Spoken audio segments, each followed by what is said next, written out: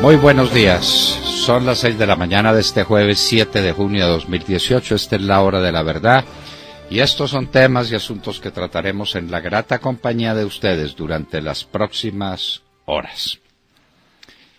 Hidroituango, esto se volvió una noticia de todos los días y el presidente o gerente de las empresas públicas de Medellín, el señor Londoño, nos tranquiliza diciendo que la situación seguirá crítica por varios meses.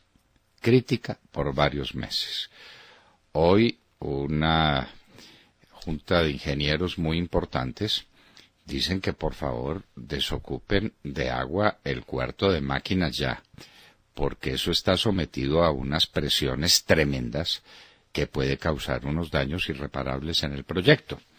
Pero en fin, cada uno opina y la situación sigue siendo extraordinariamente delicada.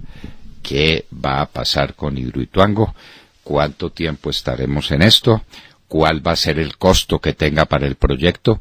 ¿Y quién va a asumir esos costos? Como están pidiendo claridad en los temas, nosotros pedimos claridad sobre los seguros que tiene las empresas públicas sobre esa materia, porque eso influye también en la estabilidad de las compañías aseguradoras. Es que estamos hablando de billones de pesos, de un siniestro de billones de pesos. Ahora tenemos una novedad y es que ya la Contraloría General de la República llamó a juicio fiscal a las personas implicadas en Reficar, un proyecto gigantesco de propiedad de Ecopetrol. Pero, válganos Dios, el Tartufo, es decir, Maya Villazón, le inicia juicio a los expresidentes de Reficar y de Ecopetrol. El proyecto de propiedad de Ecopetrol. Y la junta directiva de Ecopetrol no tuvo nada que ver en el asunto. Es un asuntico que vale billones de pesos.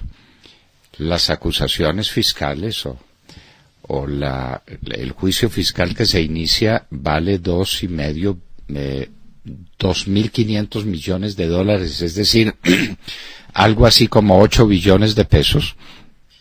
Y la junta directiva de Ecopetrol no se enteró. Este es un asunto solo para el señor Gutiérrez Pemberti. Él tomó las decisiones. Hombre, por Dios, uno puede ser cómico, pero hasta cierto nivel. Esto es inaudito. Las decisiones por semejantes valores se toman en la junta directiva de una empresa. Nadie está diciendo que ellos sean culpables y que Ecopetrol sea culpable y que no haya explicaciones por lo de Reficar. Ese juicio que lo hagan los jueces y que lo haga la Contraloría.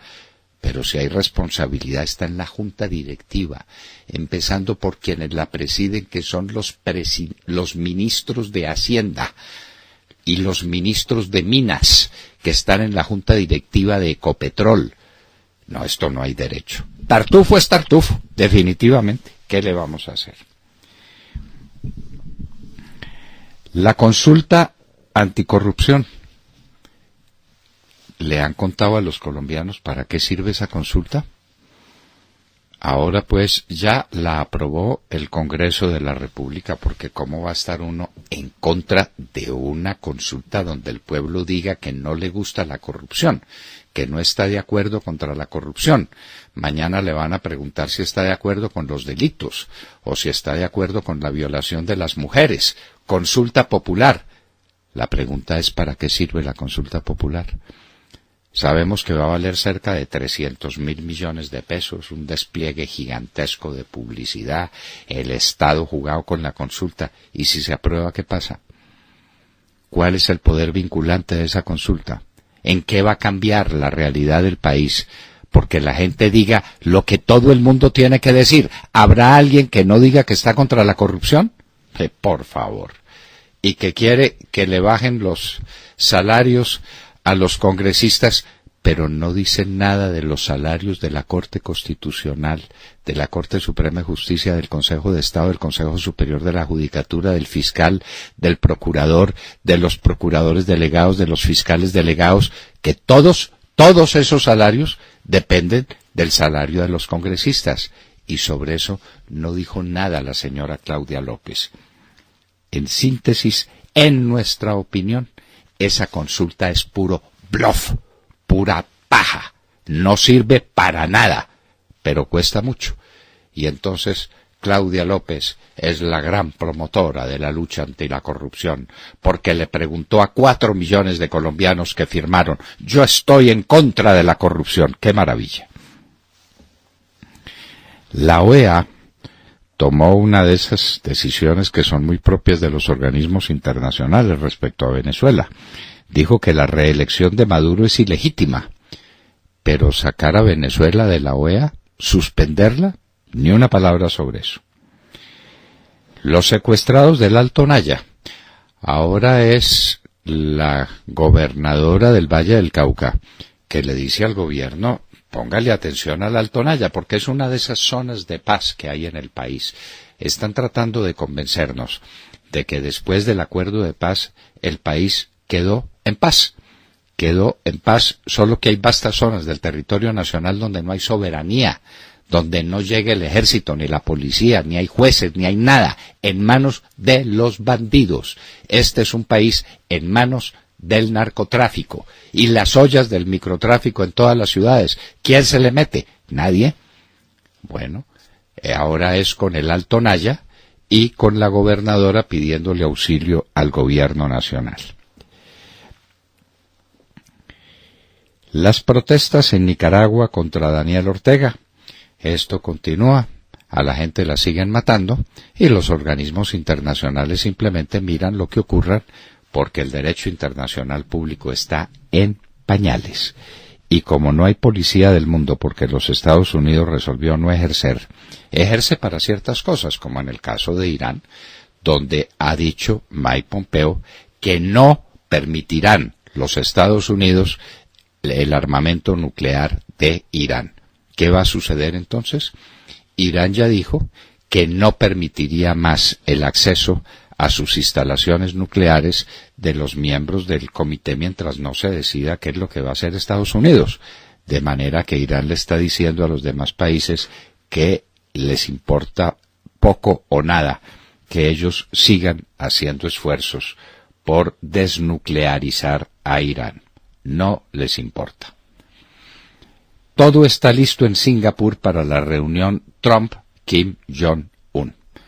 Un hermoso complejo turístico de un Singapur que tiene la superficie que tiene el distrito capital de Bogotá, que era un pobre, miserable enclave de piratas en otro tiempo, luego un sitio donde llegaban tropas inglesas a abastecerse durante la guerra, y finalmente la tomaron unas personas que resolvieron poner orden y ponerse a trabajar y desarrollar un sistema liberal de economía, y hay que ver lo que es Singapur.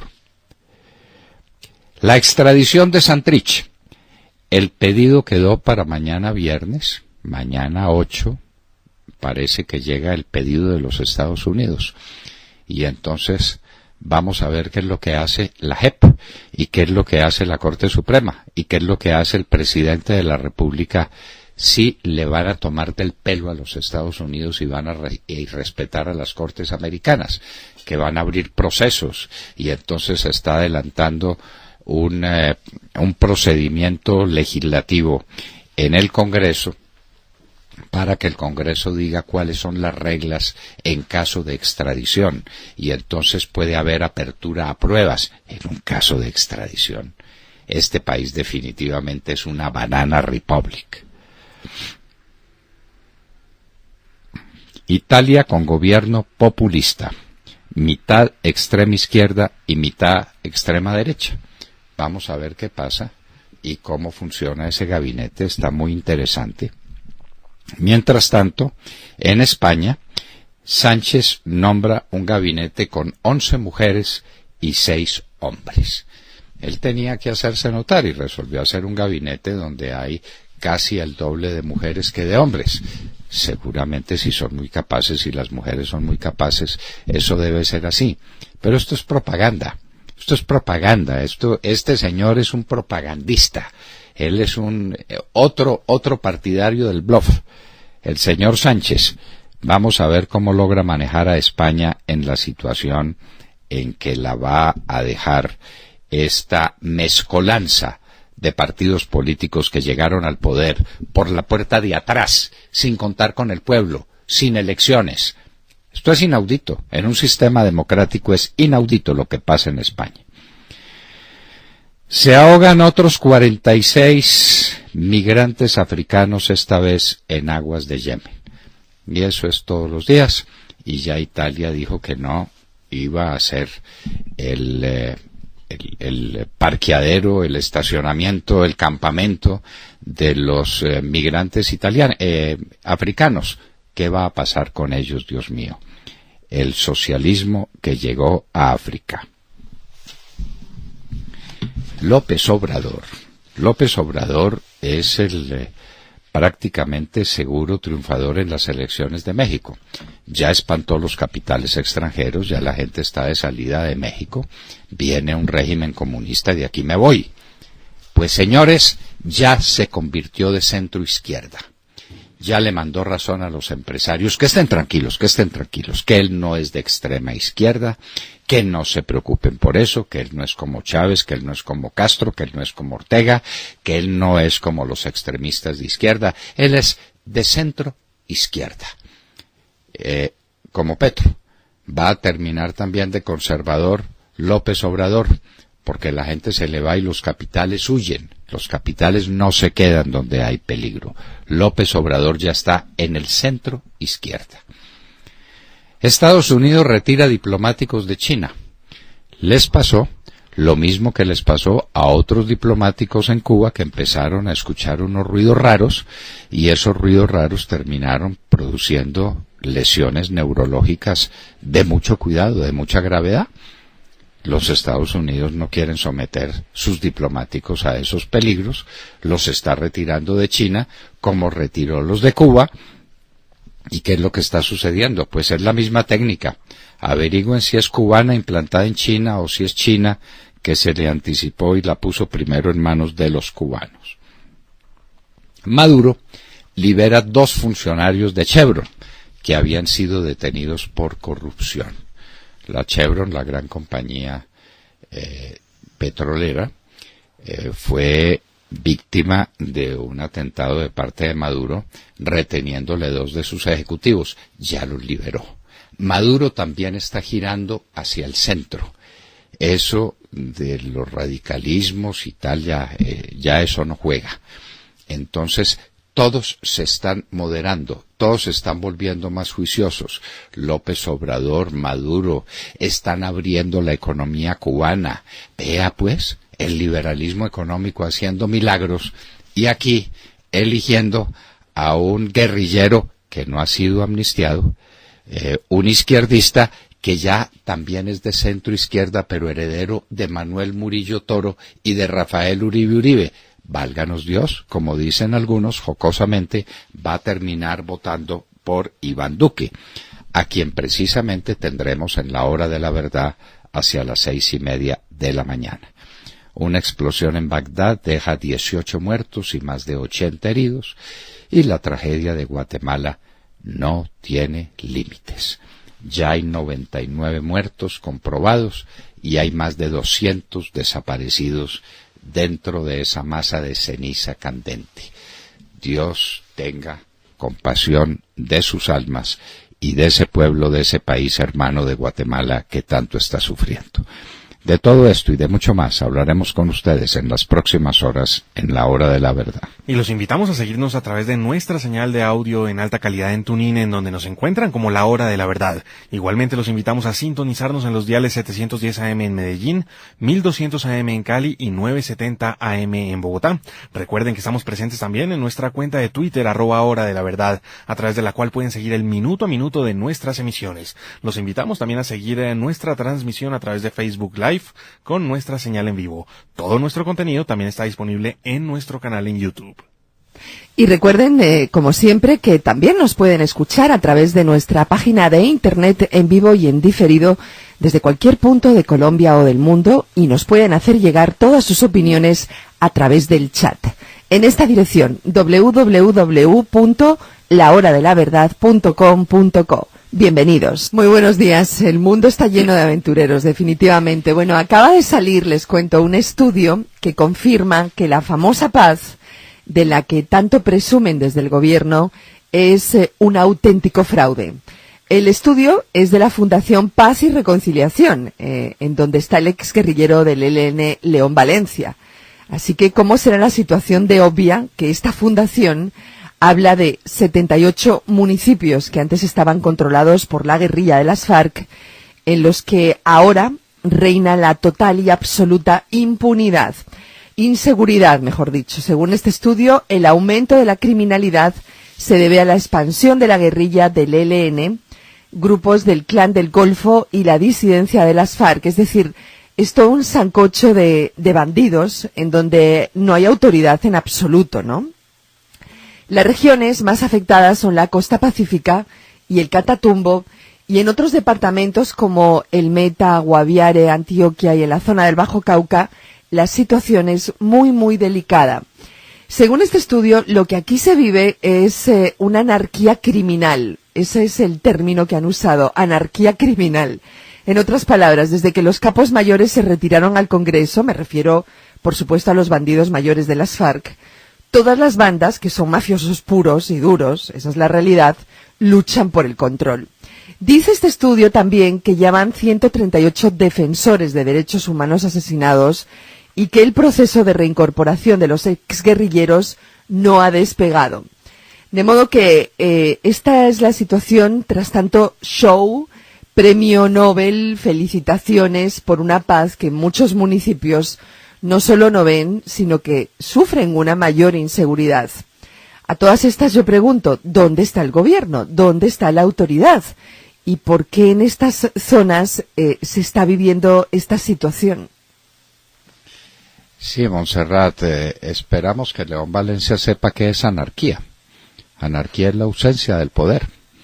A lo que más le temía el Libertador, usted coge las obras del Libertador de Simón Bolívar, siempre le huía a la anarquía, es decir, a la ausencia de poder constitucional, de poder organizado, de las instituciones. Y eso es la anarquía, lo que dice León Valencia, pero pues que tiene un socio muy bueno. Se inventó un socio magnífico que es Ernesto Samper, seguro para darle prestigio moral a sus ensayos. Y fíjese usted que hablan de estos bandidos que se encuentran en el campo, en los campos del Pacífico, en los campos del Catatumbo, en los campos de algunos otros departamentos de lo que se llamaba la Nueva Colombia, pero no habla de lo que está pasando en las ciudades, que están tomadas por... Entonces toman unas estadísticas de homicidios, han bajado los homicidios, magnífico. ¿Quién no está de acuerdo con que bajen los homicidios? Pero las ciudades y los pueblos están tomados por los bandidos, por las ollas del microtráfico. Y de eso no se habla. Ese es un tema vetado. No hay que mentar la soga en casa del ahorcado. Pero mejor dicho, si esta fundación habla de 78 municipios, muchos creemos que debe ser el doble, ¿no? Teniendo en cuenta quienes están en esta fundación. Son muchos más los municipios que sufren la violencia y la inseguridad. Por ejemplo, no mencionan bien en el departamento del Cauca. El departamento del Cauca se volvió una tragedia. Y es que eso está ahí, en las orillas de Cali, en la zona rural de Jamundí, eso está lleno de bandidos. Todos los caminos conducen al Pacífico para sacar la droga. Una droga que viene creciendo en proporciones absurdas por el impulso que les dio el acuerdo con las FARC, que resolvió que no iba a haber erradicación forzosa de cultivos, sino que las FARC convencería a los campesinos para que sembraran cultivos alternativos. Por Dios. Los convencieron para seguir cultivando. Por Dios. Y eso es lo que dice en ese papel que yo insisto, y es de mi cuenta y riesgo, no quiero contaminar a nadie, que nadie diga que está de acuerdo conmigo, hay que volverlo trizas. ¿A quién se le ocurre que uno le puede dar a un cartel de la droga la responsabilidad de combatir la droga? Es como si el combate contra la mafia en Chicago se la hubieran dejado a Al Capone. Pues, es un chiste, ¿no? Tal vez no, sí, claro, claro, tal vez no, pero aquí sí, y eso es lo que dice esas 310 páginas de basura que se llama el acuerdo de las FARC con el gobierno nacional. William Calderón. Doctor Londoño, buenos días Colombia, gracias por invitarnos a sus hogares y a sus vehículos. Hoy es jueves 7 de junio del año 18. Faltan 59 días para que termine el más corrupto gobierno en la historia política de Colombia y de América, según el doctor Fernando Londoño Hoyos.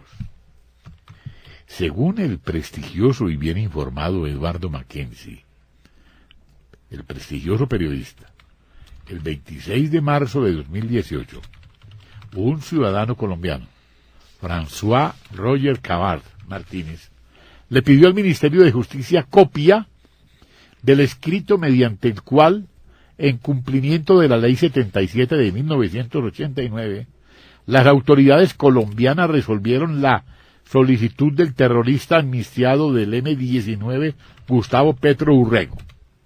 La sorpresa del solicitante pudo ser grande cuando ese ministerio, mediante carta de Digna Isabel Durán Murillo, directora de Justicia Transicional, le respondió al día siguiente que Gustavo Petro Urrego no ha sido amnistiado o indultado por el gobierno nacional. Es decir, que al citado sujeto no le fueron concedidos los beneficios jurídicos que establecen las citadas normas. El personaje de Marras no recibió amnistía ni indulto en forma alguna, y es en cambio únicamente un desmovilizado del M-19 desde 1998.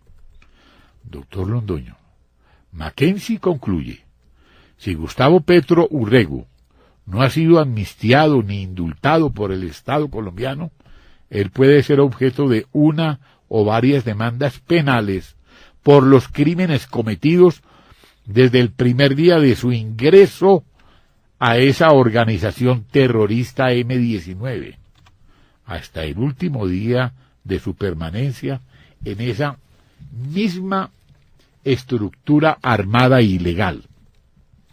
Las turbias relaciones de Petro están rodeadas por una espesa niebla. Por ejemplo, el expediente del proceso penal que culminó con la condena de Petro a 18 meses de prisión en 1985 por porte ilegal de armas, cuando militaba en el M-19, desapareció del juzgado.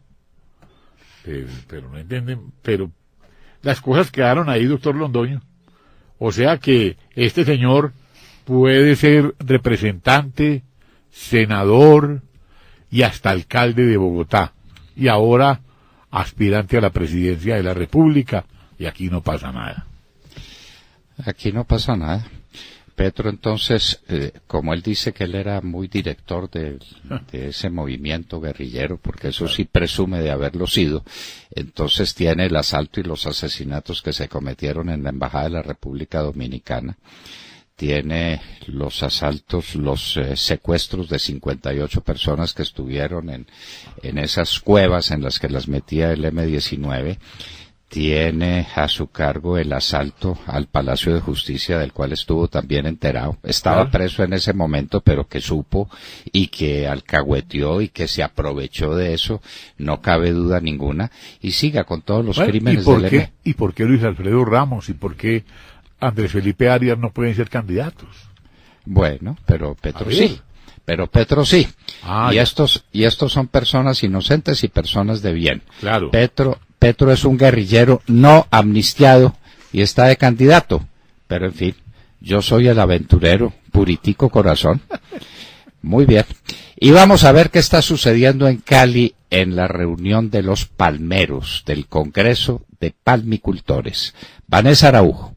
Doctor Fernando y queridos oyentes, muy buenos días. Desde el Congreso Nacional de Cultivadores de Palma de Aceite que se está llevando a cabo en la ciudad de Cali, les cuento que hay preocupación dentro del gremio de los palmicultores por lo que pueda ocurrir el próximo 17 en la segunda vuelta presidencial. Ayer, Jens Mesa, presidente ejecutivo de Fedepalma, ha hablado fuerte y claro sobre las elecciones presidenciales en Colombia. Aseguró que si bien Fedepalma siempre ha procurado no tomar partido en las elecciones, en este momento hay mucho en juego, tanto para el gremio como para el país, y que por lo tanto es su deber decir que el programa que les da tranquilidad es el de Iván Duque. Respecto a la posibilidad de que Gustavo Petro llegue a la presidencia, el doctor Mesa aseguró que les preocupa lo que pueda ocurrir con la democracia si el izquierdista llegara a ganar, lo que ocurriría también con la economía de mercado y con la seguridad jurídica. Habló también el presidente ejecutivo de Fedepalma sobre los obstáculos que afronta el gremio por cuenta del Estado, que en vez de facilitarles la labor, en muchos aspectos se las dificulta. Pero hizo hincapié en que será el próximo 17 cuando veremos si las cosas se oscurecen más o si pueden cambiar. Finalmente aseguró que no es un asunto solo de lo que pueda ocurrir con los palmicultores, sino que en general las propuestas de Gustavo Petro son un peligro para todo el país. Los empresarios valientes del país, doctor, están hablando fuerte y claro sobre lo que puede pasar si Petro llega a la presidencia. Para terminar, les cuento que hoy en el Congreso los asistentes van a disfrutar de charlas sobre transformación en los sistemas agroempresariales con enfoque al cultivo de palma aceitera. También hay conferencias sobre los principales desafíos de las empresas palmeras de cara a la implementación de la RSPO, conferencias sobre tecnologías en la agricultura. Va a ser sin duda un día muy provechoso para todos los asistentes a este Congreso, doctor Fernando. Fedepalma, preocupación obvia, pues es que Petro viene del M-19 y el M-19 viene de las FARC. Pues que se nos está olvidando ese detalle. El M-19 fue una creación de las FARC. Lean el libro de Jaime Bateman. Hay que buscarlo. El Planeta lo escondió. Pero ese libro existe. Y es simplemente la comprobación de una cosa que sabíamos. Álvaro Fayadi, Ospina, todos esos guerrilleros del M-19 venían de las FARC, eran de las FARC. Cuando las FARC decidió tener un movimiento urbano, organizó el M-19. Esa es la historia. De manera pues que tiene toda la razón el gremio de los palmicultores por estar preocupado lo que les está pasando en el Catatumbo, los peligros que tienen en Tumaco, en el sur del país, donde eso está plagado de narcotraficantes y de narcotráfico y de cocaína. Son riesgos inmensos sobre los que Petro no ha dicho una sola palabra, ni una. Él sobre el narcotráfico no habla porque le pueden preguntar cómo eran sus relaciones con Pablo Escobar. Sergio Gel. Doctor Londoño, muy buenos días para usted, para todos nuestros oyentes. Pues abrimos la mañana revisando las maromas de la Contraloría General de la República. Maromas que le han salvado el pellejo a todos los miembros de la Junta Directiva de Ecopetrol por el caso de Reficar. Miembros de Junta a quienes se les archivó la diligencia que se adelantaba en el organismo de control por su presunta responsabilidad fiscal en el billonario descalabro de Reficar. Pues bien, la Contraloría, en cabeza del Tartufo, consideró que pues los miembros de Junta Directiva de Ecopetrol no configuraron el elemento de culpa grave exigido por la ley. Pues, abriendo comillas, a continuación leeré una parte del comunicado de la Contraloría, con todo y sus errores de redacción, porque hasta el comunicado de prensa lo hicieron a las patadas. Dice así, refiriéndose a los miembros de Junta. Al cumplir con su misión como casa matriz, aseguraron la financiación del proyecto hasta su terminación, porque la responsabilidad fiscal, porque el control en la ejecución de las inversiones le correspondía a la Junta Directiva de Refinar. Cierro comillas. Así lo escribe la Contraloría. Pues bien, doctor Londoño, con esto queda archivada la investigación fiscal en contra de Mauricio Cárdenas, en contra de Juan Carlos Echeverry, de Carlos Rodado Noriega, de Fabio Echeverry, de Federico Rengifo, de Joaquín Moreno, de Mauricio Santamaría, de Tomás González, de Jorge Pinzón, de Horacio Ferreira, de Roberto Steiner, de Luis Fernando Ramírez, de Amílcar Acosta, de Luis Carlos Villegas, de Ana Fernanda Mayhuashka y de Gonzalo Restrepo. Una vez excluidos esos nombres, la responsabilidad fiscal se le endilga exclusivamente a Javier Genaro Gutiérrez Pemberti, el expresidente de Ecopetrol. Junto a él están imputados fiscalmente el ex vicepresidente ejecutivo del Downstream, el ex jefe de la unidad corporativa de filiales de Ecopetrol, un miembro independiente como exdirector del Departamento Nacional de Planeación, Hernando José Gómez. También están los nombres de Henry Medina, de Natalia Gutiérrez Jaramillo y de Carlos Gustavo Arrieta, reconocido jurista. Todos ellos fueron sujetos de imputación de responsabilidad fiscal por un monto de más de 2.400 millones de dólares. Esto es una cifra equivalente a más de 7 billones de pesos, luego de haberse comprobado la existencia de un daño fiscal por la pérdida de las inversiones realizadas en la refinería de Cartagena durante los años 2011 a 2015. Y es que recordemos, doctor Londoño, la refinería, inicialmente planeada por un valor de 3.777 millones de dólares, terminó costando 8.326 millones de dólares, descontando el financiamiento y los intereses. La pregunta que queda, doctor Londoño, ¿acaso la Junta Directiva de Ecopetrol no tuvo nada que ver con una inversión de semejante tamaño? ¿Cómo le parece? ¿Cómo le parece? La Junta Directiva, ¿de qué hablaba? ¿De las fiestas de cumpleaños de los ejecutivos? ¿O de qué hablaba la Junta Directiva? Si no hablaba de la inversión más importante que hizo Ecopetrol en toda su historia, la inversión en Reficar. Y la responsabilidad es siempre de las juntas directivas, pues para eso están. Y eso es lo que los estatutos dicen, son los responsables de la administración. Menos en el caso de Reficar, donde el responsable es Javier Gutiérrez Pemberti y otros ejecutivos de Ecopetrol. Pero los miembros de la Junta no tienen nada que ver, nada en absoluto. Viva el tartufo. Miembros, muchos de ellos, pues ministros, ¿no? Pero por supuesto, que tienen asiento en la Junta Directiva de Ecopetrol. Esto es inaudito. Responsabilidad fiscal para el presidente de Ecopetrol, pero la Junta Directiva de Ecopetrol no tuvo nada que ver. Y en un minuto estaremos con el candidato a la presidencia de la República por la Gran Alianza por Colombia y futuro presidente de Colombia, Iván Duque. En un minuto. Son las 6:36 a.m. Escuchan La Hora de la Verdad.